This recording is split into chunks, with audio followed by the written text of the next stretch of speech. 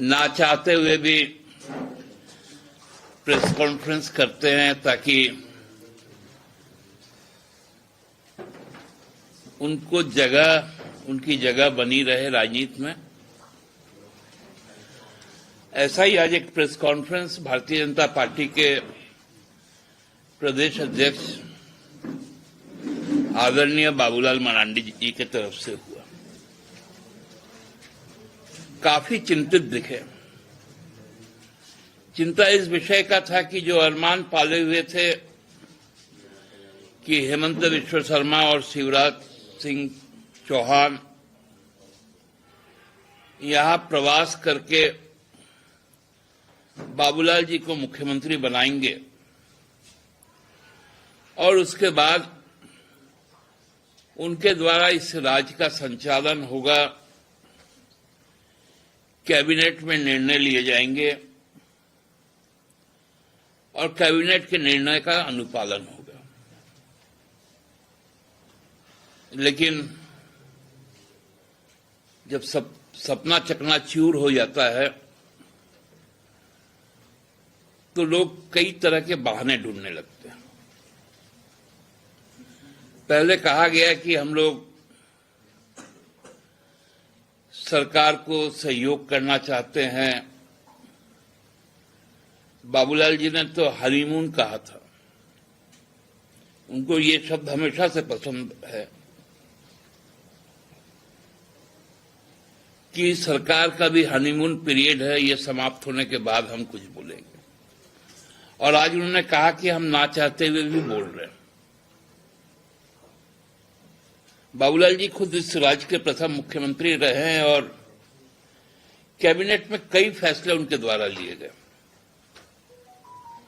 उन फैसलों में एक फैसला यह भी था कि ओबीसी का आरक्षण को घटाया जाए।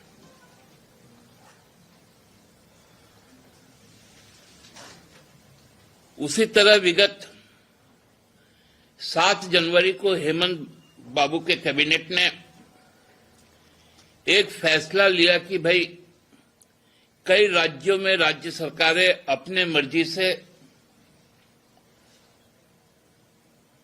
अपनी समझ से पुलिस के सर्वोच्च पदाधिकारी पुलिस महानिदेशक का चयन करती है और पदस्थापन करती है। यह केवल झारखंड में लिया गया फैसला नहीं, हमारे पड़ोसी कई राज्यों में, चाहे वो पश्चिम बंगाल हो, चाहे वो उड़ीसा हो, चाहे वो बिहार हो, चाहे वो यूपी हो, जहां कई राज्यों में भाजपा की सरकारें हैं, वहां पर पुलिस महानिदेशक की नियुक्ति वहां के सरकार के द्वारा की जाती। उसी प्रकार इवन जो दक्षिण के राज्य, तमिलनाडु हो, कर्नाटका हो,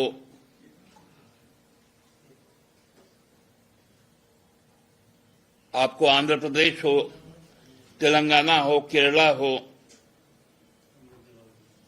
वहां पर भी की जाती।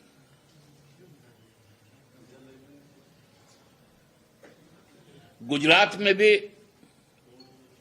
पुलिस महानिदेशक की नियुक्ति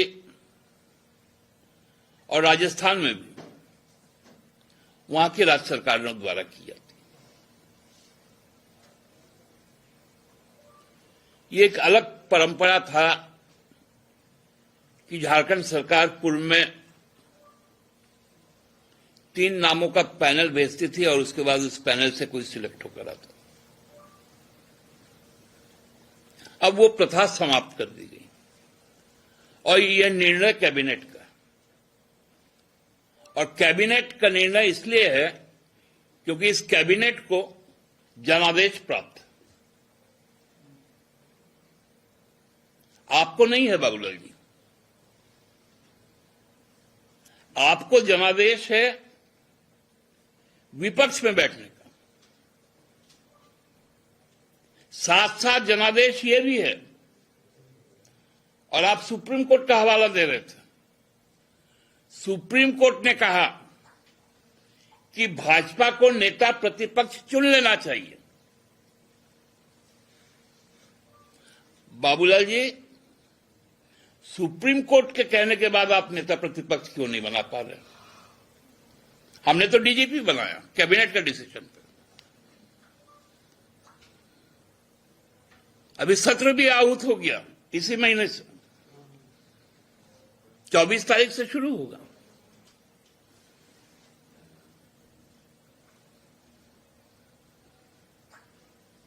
और 18-19 दिन है। आप एक नेता नहीं चुन पा रहे। मैं तो कहूंगा कि सुप्रीम कोर्ट के उस आदेश का अब हाईकोर्ट स्वतः संज्ञान ले कि विपक्ष का नेता क्यों नहीं बना पा रही। क्या बाबूलाल जी योग्य नहीं है? क्या चंपई सोरेन जी योग्य नहीं है?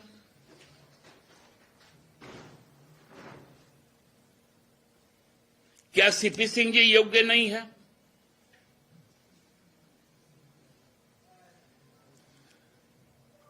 ऐसी कौन सी उनकी मजबूरी है?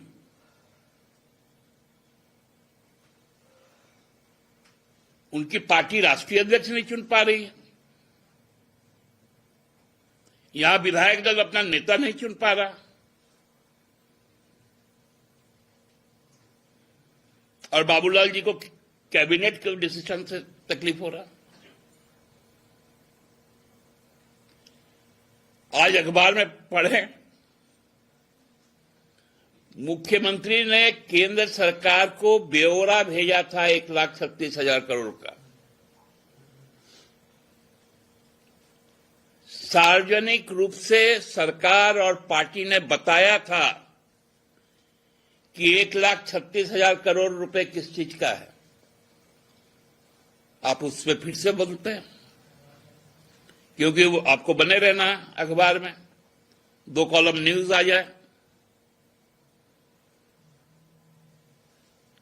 टीवी में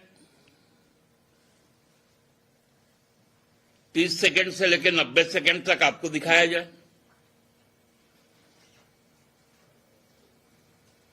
इसके लिए यदि राजनीति करती है तो फिर आपको मुबारक हो। आप बताइए, आपको कैबिनेट में आप ओबीसी आरक्षण क्यों घटा दिए थे? क्योंकि बिहार सरकार में तो हमको 27% आरक्षण था, और आपने बिहार सरकार के नियमावली को आप ही के कैबिनेट ने राज्य गठन के बाद आत्मसात किया था।